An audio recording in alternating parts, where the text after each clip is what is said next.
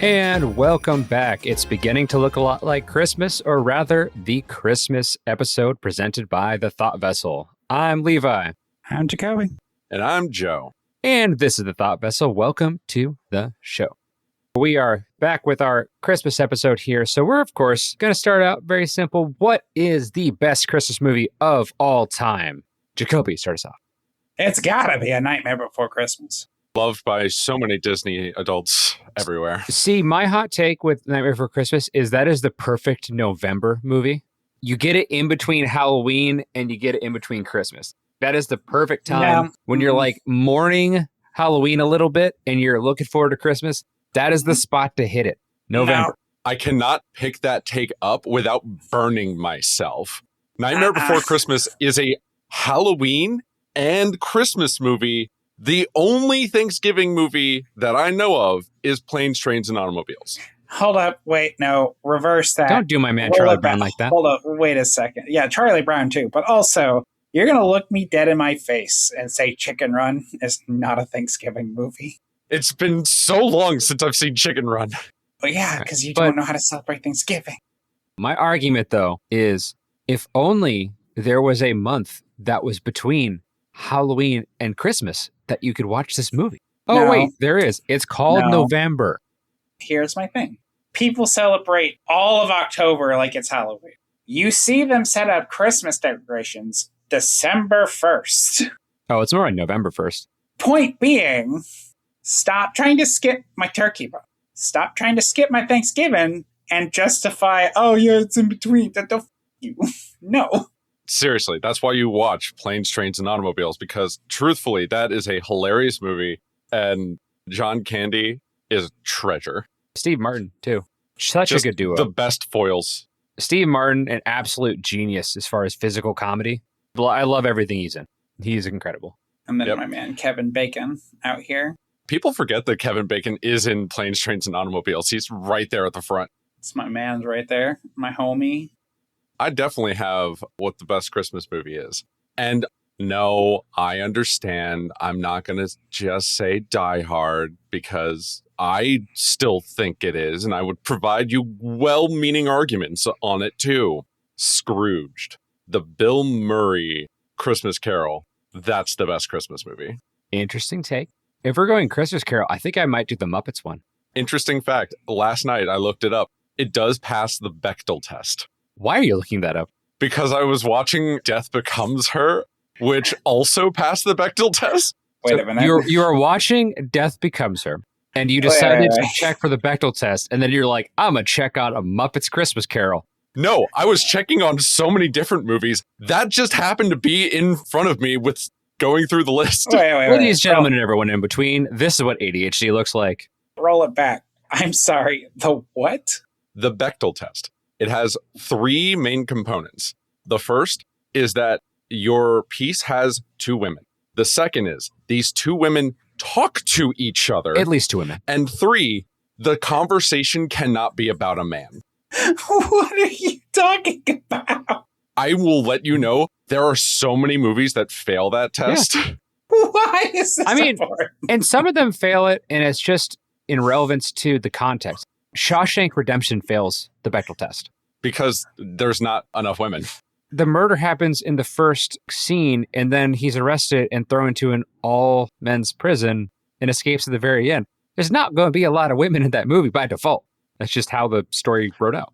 The Bechdel test was made so that people became a little bit more cognizant with some of their writing. If you're doing Shawshank Redemption, of course it's not going to pass the Bechdel test because there's not really going to be much women in an all-men prison.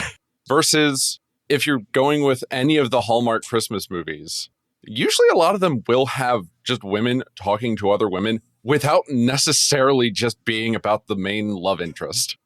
Moving on with the Christmas movie, I'll go to mine. I have different answers for my favorite and best.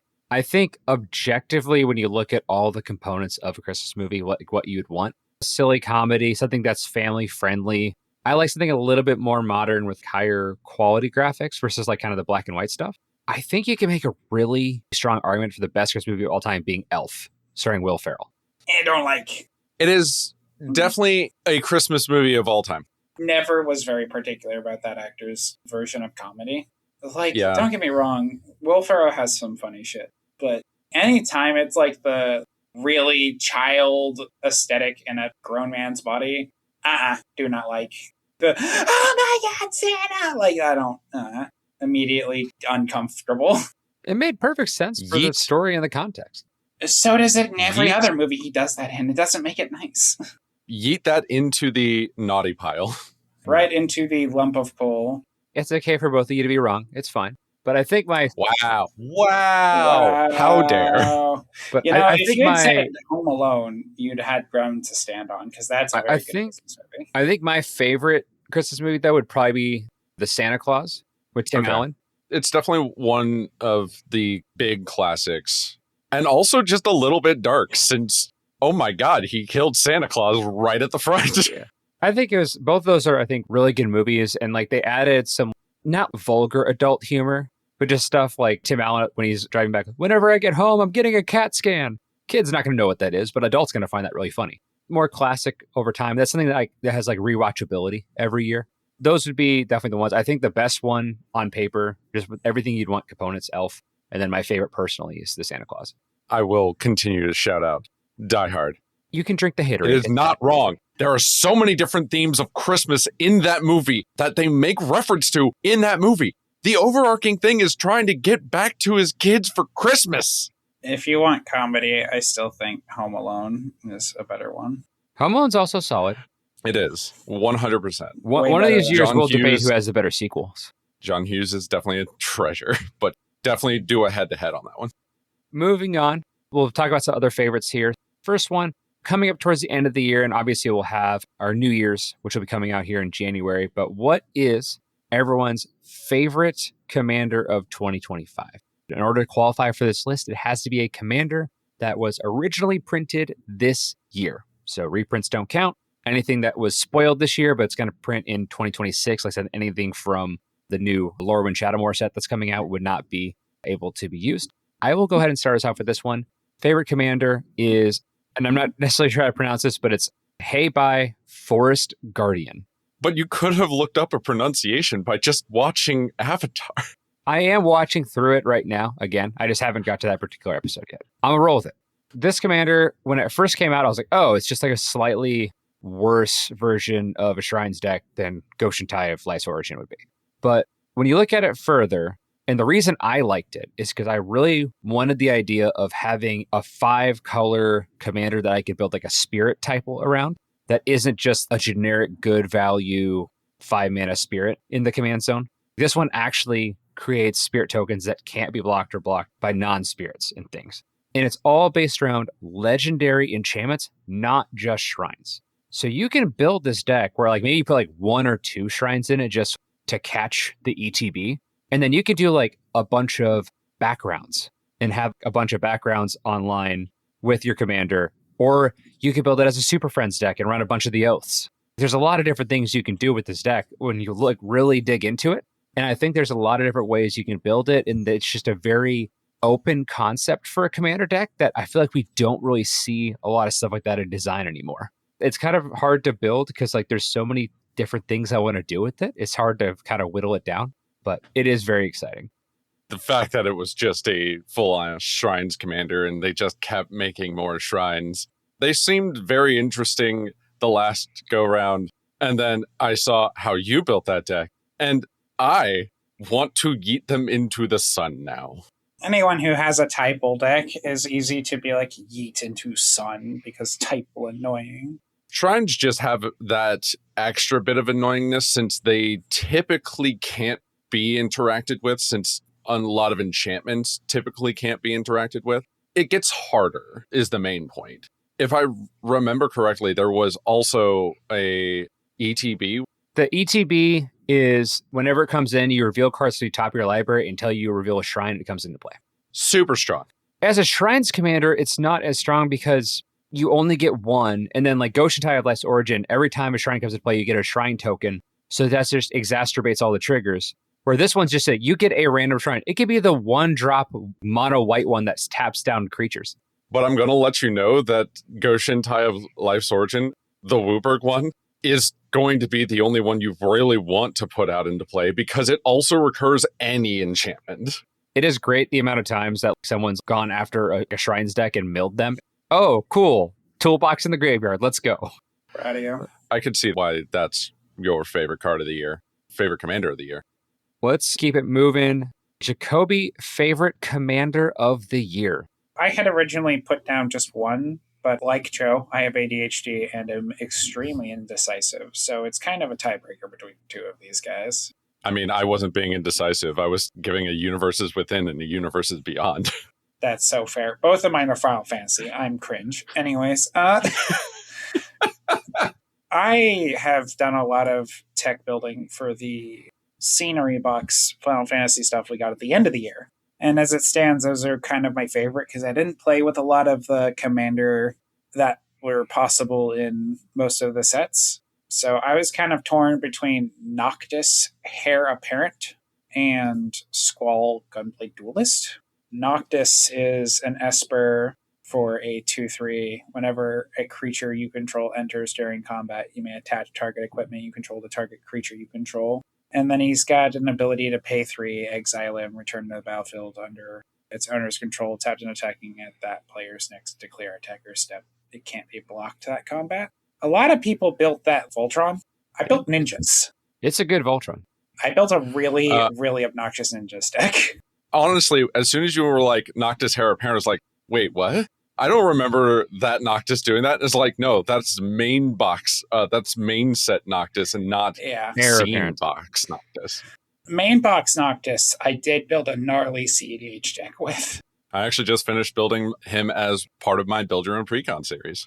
The other guy was Squall Gunblade Duelist. He's a Mardu for a 3/2. Got first strike. And when he enters, you choose a number. Whenever one or more creatures attack one of your opponents, if any of those have power or toughness equal to the number you picked, he's just going to deal damage equal to his power to the defending player. What number do you normally pick?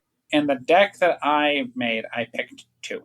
Because a lot of cards I've seen tend to either have 2 toughness or 2 power. That's kind of like the fairy, the one that you name a number and you draw cards and make your opponent lose life. Talion, the Kindly Lord. Thank you. It was Talion. I think what's really fun about that deck, though, is that you can do a lot of the Ishin trigger stuff because it's attacking makes the thing happen, and it doesn't even have to be you. It's anytime someone attacks your opponents. So Ishin still works with it. You see that the person's playing Elf Ball, and you go, oh, got it. You're the one who I'm going to make do this. I pick 1. Is it base power or just power? Power or toughness. Emphasis that it's or. So you could have a 30 toughness of 1, and if you pick 1, it still triggers. It's weird to do that on a typal deck because you get so many stat buff modifier, like lords and stuff, that you might end up having like a base of like 3/3 on everybody. So here's the thing, right? I tend to pick my number based off of what I think. If I see a soldier's deck, I'm just going to make sure to keep removing those anthems. And I'm just going to pick whatever the regular power and toughness of soldiers tends to be, which is 1/1s. Also, just straight flickering the commander. That's fine. Yeah, he is a Mardu. We'll move on to the third favorite commander of the year. Joe, what do you got? Both of these I have built, and that's why I felt that they were my favorite commanders of the year. Obviously, I went with a Universes Within and a Universes Beyond because you can't really compare all that well. And with the Universes Within, it actually goes back to the Aether Drift commander set with Hashaton. Hashaton was by and far one of my favorites because of just the interesting game plan of you don't have to cast those big creatures. You could just discard them, pay 3, and have a 4/4 instead. Many people built that CDH because of the uninteractability of Thassa's Oracle and Leveler. But I'm over here like, okay, but what if I just did Astral Dragon, though? And then go from there. It's such an interesting and fun deck that I also put some Reanimator pieces in because if you're discarding the creatures, you obviously want them back. So, I'm just going to discard this Shieldred Whispering one at your end step, and oh, hey, here's this Shieldred Whispering one that's bigger coming back. We love it. I have done that to people. It's really funny. Then we turn to the Universes Beyond option, and this deck has also been very endemic of Universes Beyond with me this year, and that is Deadpool. Trading card. I built that as a weird Voltron deck that also loved to switch out my own creatures' text boxes primarily because there's no guarantee that your opponents are going to have really good creatures. That's just sometimes incidentally what's going to happen. It's really funny when you give Deadpool Infect that they can't just remove with like the equipment attachment or aura attachment. You just steal Infect on Deadpool and he has Infect for the rest of the time. Yeah, It's really, that was such a bizarre card when it came out because it was a secret lair that came out on April Fool's without any advertisement. It kind of reminded me of a Rick and Morty episode getting spoiled on April Fool's, and everyone's like, oh, that's fake. But then like they'll pull like a fake one, like a troll one, and then like an hour later they'll pull like the actual episode just to cause absolute chaos. So it was kind of a similar vibe. Yippee! Deadpool do Deadpool thing. It also made a lot of splash in CDH, especially with Sisay, because you got to, if need be, steal like your Derevi text box with Deadpool to get that second untap that you may needed to keep going with your Sisay lines. It's also just a strong interaction piece because it can swap out one of the bigger text boxes on your opponent's field to really disrupt them. A big part of it with Deadpool and a Sisay deck specifically is you could swap with Sisay because Sisay cared about the power to tutor things. So you'd put Sisay's text box on a 5/3 that you also have mono white. So guaranteed anything 5-drop or below with just Deadpool and Sisay out by themselves, you're getting anything 5 and below in one other color, which shouldn't be that hard to do. You're getting 6 drops, 7 drops. In a Sisay CDH list, that's everything.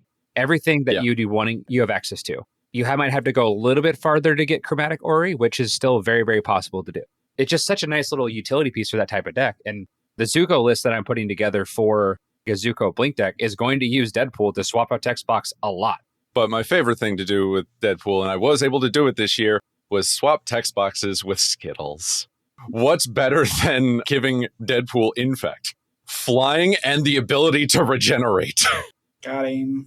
And then were you doing like Conjurer's Class of stuff to reset your dudes after you swapped them? There was that.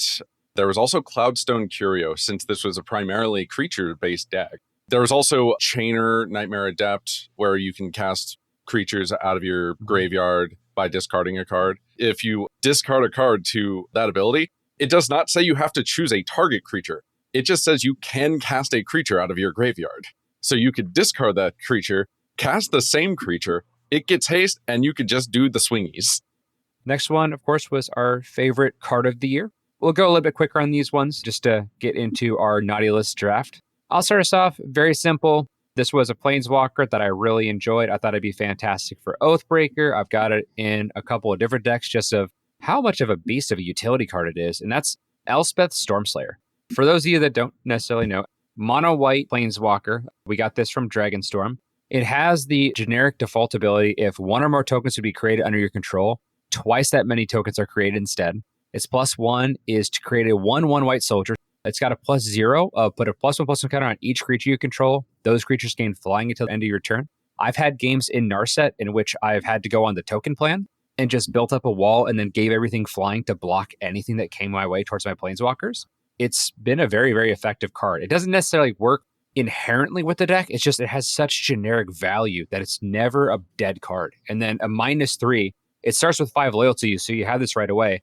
Destroy target creature an opponent controls with mana value 3 or greater. Any big, scary thing on the board, you're taking it out. If you're building this kind of go-wide strategy, go knock out a Coma, go knock out an Eldrazi. It's fantastic, gets around a lot of hexproof from instants or things of that nature. Just a phenomenal card, head to toe. What a bomb in Limited. Especially Limited, I don't know how you handle it. I don't think there's any way to stop it. It's simple. You pick up your cardboard, and instead of turning it sideways, you pick it up. And run. Or you do the Zap Brannigan method. I sent waves after waves of my own men at her. And then ran away, because I'm a coward. Some of you may die, but that is a risk I am willing to take. I loved all the introductions to Zap Brannigan in the show. After conquering the planet of 3-year-olds, Zap Brannigan, like all his conquests are like super easy, dumb stuff. Defeated the and his giant hatred of the neutral people. Yeah. Defeated the giant 3-headed dog puppy. What do you mean the Spaceballs were peaceful pacifists the entire time? all of that. In the same vein as my commander pick, My card pick also comes from the scene boxes. Vivi's Persistence. This card, so dumb. I love this card so much. It's a 1 and a red. For an instant, create a 0/1 black wizard creature token with ping everybody for 1 when you cast a non-creature spell. And then when your commander enters or attacks, you can pay 2 to get it back from your yard. Fun fact, very good in Garrison Starn. Fun fact, really hilarious in Krorg and Thrasios. Fun fact, goes straight into Cody. Goes in basically anything that's casting instant sorcery. This is just phenomenal. It's so cool. It's so awesome. I finally can cast enough to get my wizards. I was torn between that and Mega Flare. I'm not going to lie to you. Mega Flare is super cool. But also, Joe, if we ever built a deck out of just everything that you say goes into Cody, it would look like that one deck that went to the Yu-Gi-Oh! Tournament that was like 2,500 cards deep. It would look like a Battle of Wits deck, is what he means. Don't you judge me. Only God can judge me. That's not true. I can judge you. I don't believe in God. Well, we can judge you a little bit. A lot of it. You don't believe Only God can judge me, and I don't believe in God. See, here's the thing, right? I can judge you, and you ain't got to believe in me. Fuck you. But speaking of cards that actually go into Cody, the one that I thought was my favorite of the year was Will of the Teamer. That came out of the Teamer Precon from Dragonstorm. It is part of the news cycle where they said that if you have control of your commander, do both. And this is the one that said you create a copy of a permanent on the field that's a 4/4 dragon in addition to its other types, as well as you draw a card for the highest mana value of permanent that you have on your field. Doing both of those, perfect. Just doing the one is also really good because that's how one of the events I went to this year, I got to do that with somebody's impact tremors. Sure. Hi, I'm just going to make this 4/4 dragon impact tremors that triggers itself. What would be more hilarious is if you copied someone to Astral Drake and then their impact tremors using the tokens. There's a reason why I know that nobody has built a Cody deck like I have, and it is because I do shenaniganries like that. I believe in my shenaniganries. Proud of you. Let's get to the draft. Of course, we're doing this fantasy football style, so this is a snake draft. We're doing the cards that have ended up on Santa's naughty list this year. Last year, we saw a lot of cards end up on the naughty list. Some deserved, some maybe not. But we're going to be starting out with Joe, then Jacoby, then myself. For the second round, it'll be me, Jacoby, then Joe. So snaking back and forth. 4 total rounds, 12 total picks. We'll go ahead and start this off. Joe, you are on the clock. Crazy how Vivi is the top of the list. It was just as egregious as Nadu, but kept around longer than Nadu. My mans did nothing wrong. Your mans did everything wrong. This is not a surprise to anyone listening to this podcast. Vivi was top 2, and it wasn't number 2. It was number 1 with a bullet. Yeah, this thing hung around way too long, blew up standard, absolute menace. Blew up a lot of other formats. formats too. It's almost one of those, like, it's not a game changer, but like if you see it in the command zone and someone says they're a bracket 2, like they're lying. Bracket 2 is funny. It's hard to even put it into bracket 3, logistically. It's going to command so much attention. Fortunately, they didn't give it any ward 2 or anything like that to protect it. That helps. Oh, that would just be too ridiculous. It's already way too strong. Especially since they were already trying to move away from ward while designing the Final Fantasy set. It was always funny to me because they did ward to get away from hexproof because they wanted to have the ability to target, and then they just overdid ward. And I liked the ward when it's like ward discard a card or ward sacrifice. You can do it no matter what. It's just you may not want to, versus like the ward 8 and some of the ridiculous stuff that we've seen, where it's like no one's going to pay an extra 8 mana and like sacrifice their whole end game turn to remove one thing. Come on, Wizards. Be nice. Overall, that makes perfect sense. I don't think anyone's arguing that. If I was in the first seat, I would 100% would pick Vivi as well. I'm pretty sure Jacoby argued it.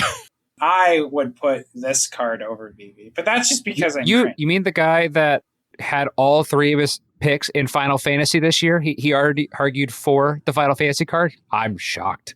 Yeah, Vivi's horrendous. I think this one's more horrendous, but that's just because I'm a hater. My pick for naughty list cards is Fire Lord Azula. Interesting. Ooh. Upon release, I witnessed a slurry of people make a lot of CEDH builds with Firelord Azula.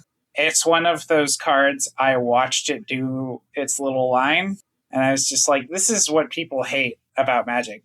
This is like Storm player confusing communication 101. You have all of your resources to build a really good Storm deck, and then you have Firelord Azula, who does the thing really well. But it's really convoluted, and everyone's going to ask me 50 questions along the way, and no one understands what's happened. A Firelord Azula is 1 and a Grixis for a 4/4 with Firebending 2.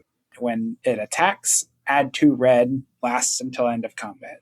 When you cast a spell while she is attacking, copy that spell, you may choose new targets. That says just spell. Yeah. Every time I see this card, it's going to just be this weird, awkward thing where we're going, okay, I go to combat, I attack, now I take my turn. And it's just all of this stuff, and people are like, all right, are you going to combat? It's like, no. We are in combat. Please take 50 damage, by the way. I don't remember how this math works out, but die. I hate it. I hate it so much. It's a really interesting commander. You can do the Storm thing. You can also do cards like Grima and Cruel Claw, the damage trigger cast a spell for free, because those deal combat damage, but it's not end of combat, so Azula is still an attacker. So there's a lot of really interesting things that you can do. You can do like a flash creature type of deck and just have like double up an army. There's a lot of ways to go. I think we're still scratching the surface and doing more like instant and sorcery kind of Storm shenanigans at the moment. This commander has been only out a month or two at this point, and it's already in the top 100 of EDH Rack. I will say, the only time at all I saw an interesting Azula deck was another ninja deck. Ninjutsu with it is great. There are some that are better trigger damage than others, but ultimately, it's strong. I will go ahead and move to my pick here. The first one is a card that we just got Vivi out of Standard, and we thought that everything was okay. And then we got this cute little animal, and everyone was like, oh, it's adorable. We should go pick one up for our deck. Let me go to Cool Stuff Inc. or TCG Player, wherever you buy your cards, and let me go pick one up. And it's Badger Mole Cub, and that card's like $70. Very important. We are not sponsored by them. These are just regular name drops. Yeah, regular no sponsor. So Badger Mole Cub, when it enters the battlefield, Earthbend 1, whenever you tap a creature for mana, add an additional green mana. It's phenomenal for Earthbend decks. It's phenomenal for your elf decks that are having mana dorks. It's really, really strong in a deck like Kinnan, already wanting to enhance and have a bunch of mana. It goes in a ton of stuff, and it's just the cute little creature that I feel like a lot of people, like even Avatar collectors, would just want to have it for like their thematic decks and stuff. And the price barrier on that is just so high. You get a slap on the wrist, Badger Mole Cub. I love you. Appreciate what you're doing, but just be cheaper, my dude. Come on. That's not his fault. He can't control that. He knows what he did. What is the number 4 pick then? So we're going with the Furbian embodiment of Jump Scare, Umbrous Fears Manifest, which was the Secret Lair version, the long body with the mouth. We were at the convention when it was spoiled, the Furby, and they started showing the artwork. And then because I wasn't near the stage, I just get notifications on the phone. I was just like, who would make that as a custom card? That's ridiculous. And then I was like, no, that's real. That is downright horrifying. Like they had some like cute little Furbies, and then they had this monstrosity. Absolute nightmare fuel. It makes perfect sense as Umbrous, nightmare horror, but just from the artwork itself, someone's going to play that just to mess with people. Like that is just a terrifying card. Shout out to our Halloween episode where we talked about this exact card. You can be on the scary cards and then also... Uncomfy. You can be on the scary cards and also end up on the naughty list. That makes perfect sense. What's your next one, Jacoby? I want to get away from this one. We're going to dip into Avatar this time. A second time, imagine that. We're going to go with Toph, the first metal bender.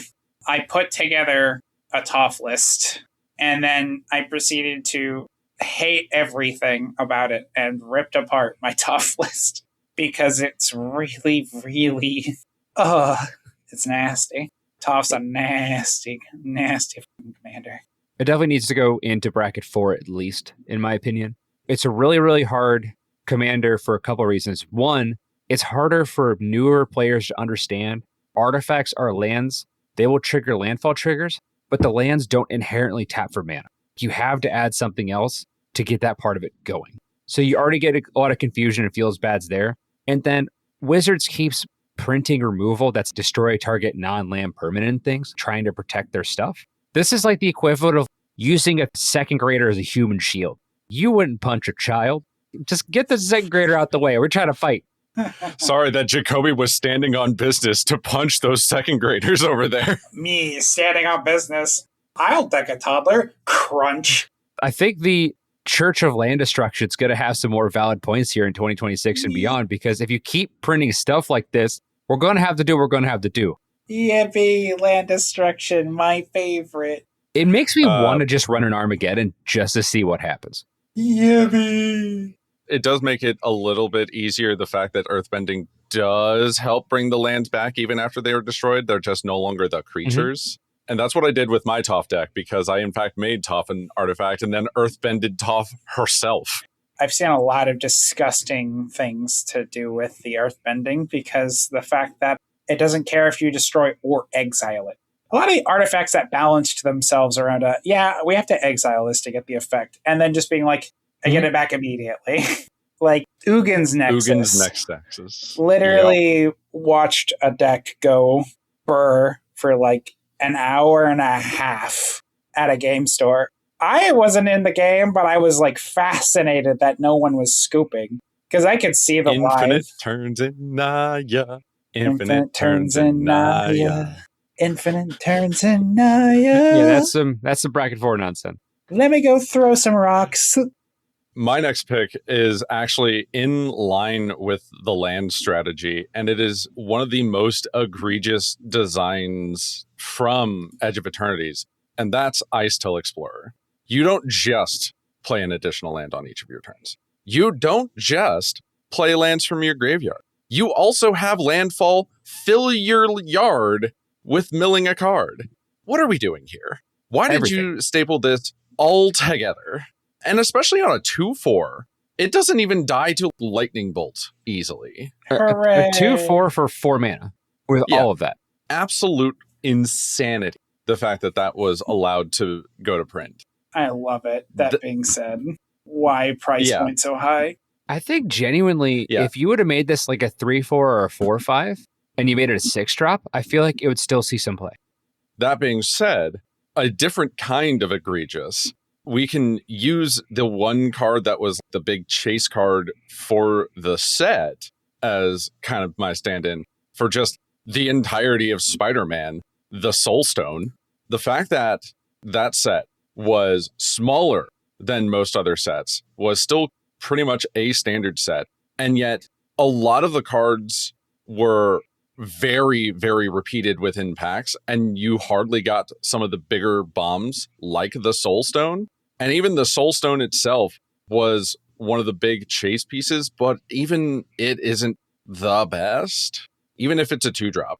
Am I the only one who's bothered by the fact that that's the only stone we got? So we got far. an Infinity Stone. There's going to be 5 years of Marvel, so they are, in fact, going to have more. I do not believe that they are not going to have another stone in the next Marvel set that we did already get previews for. Following into more of Levi's point of stop doing that. It kills the hype for the current set, too. It's kind of shooting yourself in the foot. Let us enjoy what's going on. Even with the Spider-Man set, like something like Spider-Man India, it's a 5-drop 4/4. Whenever you cast a creature spell, put a +1 counter on target creature you control against flying. It's fine. We got so many of these different Spider-Man, and they're all like very generic and bland. And they were all legendary creatures. It was just a glutton. Not only that, but you also saw this on Spider-Man UK, where the artist did come back and say, I did not use any AI in my art. Wizards went back and AI'd Spider-Man UK. And you can see that with the flag, because the entire flag art is messed up. The artist literally posted online, I did not do any AI art thing. It was such a controversy. Spider-Man in its entirety, I think, deserves its own slot on the naughty list. I think that's very fair. Sorry for eliminating a lot of your options here, Jacoby, but you're up next. Oh, goody. Because my next card, I guess, doesn't necessarily matter. On my naughty list is going to be the entirety of the Final Fantasy Secret Layers. Oh, The yeah. entirety, Yeah. all of it on the naughty list. How dare you, wizards, look me in my face and basically endorse the scalping behavior by the way you treat your secret layer system. I hate it. I love Final Fantasy, and you did this to me. I hate it. This is actually the impetus of what made them change the secret layer system, not in enough of a meaningful way for people, but in enough way that people still got a lot of the Sonic secret layers. Mm-hmm. Don't get me wrong. I understand wanting to do this limited run crap to emphasize your numbers or be like, oh, look, we're still super popular. But like, dude, I shouldn't be spending thousands, plural, to hope to get your secret layer card of guaranteed cards. Mostly secondhand at best, and also not even for a correlated price that the card's actually worth, and it's super inflated. I hate everything about it. And you got those chase bonus cards too that were really sad because I would have loved to have picked up each of those. I can't justify it. Like, look at Anima, which is Grief, in Elemental Incarnation. Anyone want to take a guess where it's currently priced at? One card. Grief itself is not super expensive right now. $2 card. Anyone want to take a guess of how much Anima is? Or Anima? 200. Close. $319. Why? Because it's that rare. So yeah, that's just an absolute brutal number. Look at me. I have my fancy $320 Anima. How much is that card normally worth? $3.15. $350. No. $3.15. That's the reality of these chase cards, where they're really cool. I would like to own a lot of them, but like $300 is a lot for one card that I would probably stick in a binder because I'd feel too guilty actually playing with it. Wild. My irritation is so high. On to me. I've got a little bit of a weird one here. The reason that this one is on my list, it's gotten too many detentions at school for skipping class, and that is Earthbending Student. Earthbending Student was supposed to be a standard uncommon in the Avatar set, but for whatever reason, it didn't actually get printed in the Avatar set. It was only printed in the Jumpstart sets. So this is an uncommon card that just says when it enters Earthbend 2, land creatures you control have vigilance, 2 and a green, 1/3, uncommon card, going for $36, $60 for the foil. Absolutely insane numbers on this thing because of just the scarcity of it. I also think that the professor stated that the only way to get it is in foil, because I think that's the only way to get it out of the Jumpstart packs. I see one here that's pre-owned for $36.52. I'm not sure if that's foil or non-foil, but either way, that's insanely expensive for a card that some people are just wanting to throw in their earthbending deck as like just an afterthought.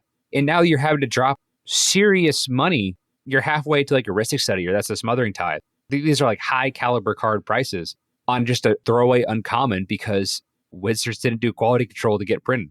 Quality control, the real naughty list victor today.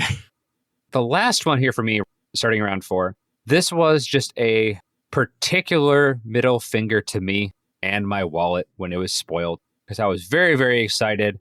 And then I was like, damn it, as soon as I saw it. And that was Wan Chitong Librarian, the ex-blue legendary bird spirit, which of course is an owl. Levi likes to collect owls and our artworks. So I have to go find both the regular version and the alternate art version.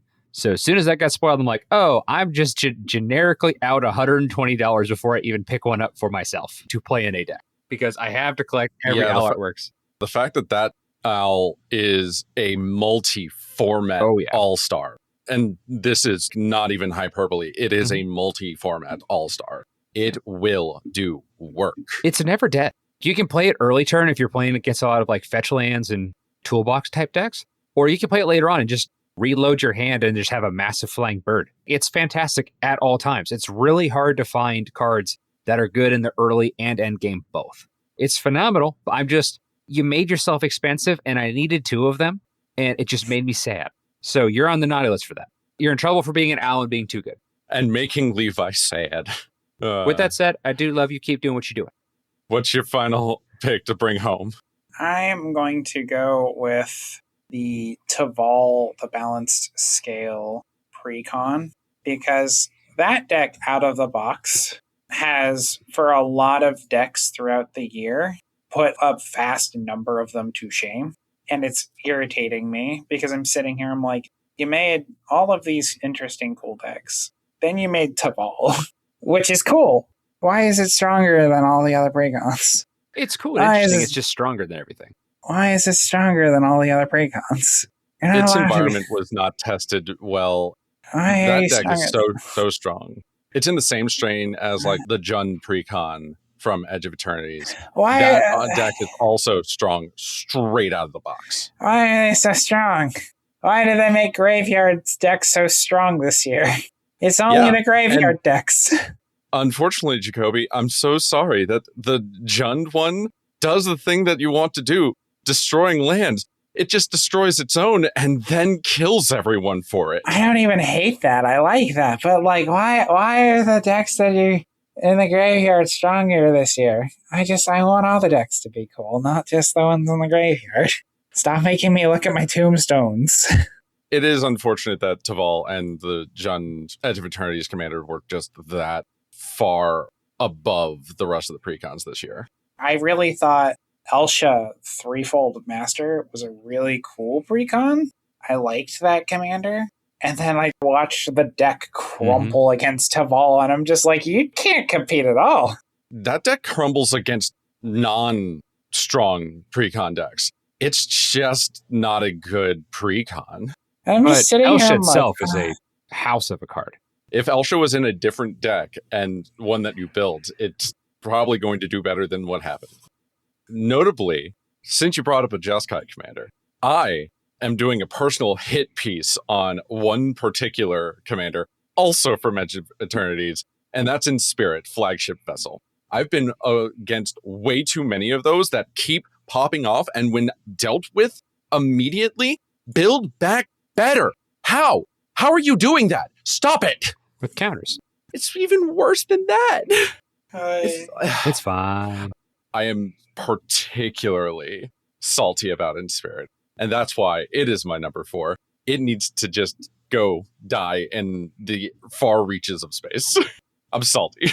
Yeah, the other artifacts you control of Hexproof and Indestructible, really hard to get around. It's not very difficult to give Inspirit itself indestructible in some way, just to make it so you can blow up the board at any time without really losing anything yourself. Very strong. For a 3-drop 2, and the station +1, so you get it essentially right away. At the beginning of combat on your turn, put your choice of a +1 counter or 2 charge counters on up to 1 target artifact. It's strong. I think I've been seeing Wizards like leaning more into adding more power to counter decks because you have to make the investment worth it. Because if you like build up one creature like massive and it gets like bounced, you lose all your progress. Barring one drop artifact that is like a $60 or $70 card. It is the strongest deck that I've seen at so many different tables and streams that I've done that I definitely need to call it out as far as the biggest hit piece. That card. And a Merry Christmas to you too. But that is all the time we have this week. Any other closing thoughts before we conclude our Christmas edition Thought Vessel show? We got a lot less Commander precons this year than I thought we would. We got did? less than last year. Which I'm okay with kind that. of excited for. Yeah, I'm happy about actually. Instead of 6 Commander deck sets, we got 4. That's what inspired me to do the build your own precons, where you don't need to just have Wizards make that product for you. Here, I've made these that are also really cheap to just pick up from a market. I like the pace in which we have been getting them before. I don't know how I feel about getting less decks per set. Edge of Eternities, we only got the 2 decks. Aether Drift, we only got the 2 decks. It was the equivalent of 3 sets worth of product, technically. I wouldn't mind. It's actually half. Honestly, I wouldn't mind if we did 2 precons per set, but then we had one time a year we got 4. So we could do a full pot of them. That's kind of what they did this year. For Aether Drift, it was 2. Then we got Dragonstorm, which was 5. Final Fantasy was 4. And then Edge was 2 more. Avatar is like a half because it had the Commander bundle. It didn't really have Commander decks. It just had a bundle. I think my only final thought is that even if we decided to end with the naughty list remember that we also had love for so many different cards for this year. And even all of us had different favorites within that naughty list that others just didn't agree with. Just because there is your yum doesn't mean that other people won't have a yuck, but their yum and your yuck, they can commingle. Of course, we have different opinions, and there are certain things we disagree with as far as like what Wizards is doing or the secondary market or just commander player average deck building behavior with some of these commanders and the way they want to take them. Ultimately, these are all just tools to have the ability to have fun with your friends and play games. You can decide how you want to play with these things and how you want to interact with them. It's yours to enjoy, and this is a company that they have to make their profits, but they're producing stuff to bring us enjoyment, entertainment as we're navigating our lives. Always appreciative of that, especially in this wonderful time of year. And a Merry Christmas to all, and to all a good night. Or morning, or afternoon. I don't know when you're listening to this. I'm not your dad. Yeah, some kind of day, whatever. Or night. I am your guardian. You're staying up way too late. Drink some water, too. Jesus. Oh, no. Well, that went off the rails. Levi lost the plot. I'm Levi. I'm Jacoby. And I'm Joe. And this has been The Thought Vessel. Have a wonderful rest of your day. No, Joe, stop putting coal in my VV stocking. No, I'm going to do it. It's bad.